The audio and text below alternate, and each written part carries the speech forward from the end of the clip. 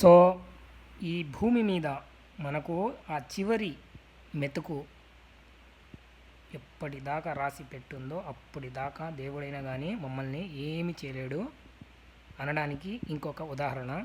So ఉత్తరాఖండ్లో జరిగిన ఈ సంఘటన ఇప్పుడు ఇంటర్నెట్లో వేరే లెవెల్లో వైరల్ అవుతుంది.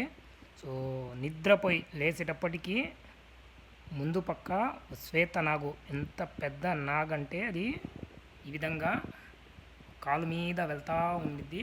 ఇది ఆ అబ్బాయి గమనించాడు. వెంటనే ఈ రోజుల్లో కామన్ అయిపోయింది కదా, మన పక్కనే మొబైల్ తీసుకొని ఉండడం, చిన్నగా తీసి కెమెరా ఆన్ చేశాడు. సత్య సత్యాను బతికే బతికాను అనుకున్నట్టు. సో ముందుగా ఆ కుర్రోడు ఈ ధైర్యానికి మెచ్చుకోవాలా. మనం చిన్న బొద్దింగా చూస్తేనే అంత దూరం పరిగెత్తుతాం.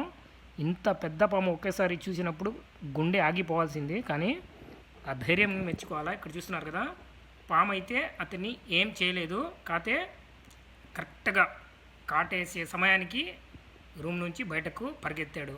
చాలా టెక్నిక్గా ఎట్లాగైనా పాము కొట్టినా చచ్చిపోతా, ఒకేసారి లేచినా చచ్చిపోతా అన్నట్టు ఆ కుర్రోడు చాలా గుండె చేతులు పట్టుకొని ఏ విధంగా ధైర్యంగా ఈ వీడియో తీశారు చూడండి. అందుకే చెప్తారు, జాగ్రత్త, ఎక్కడ నెగ్గాలో కాదు ఎక్కడ తగ్గాలో అంటారు కదా, అదే ఈ ఉదాహరణ.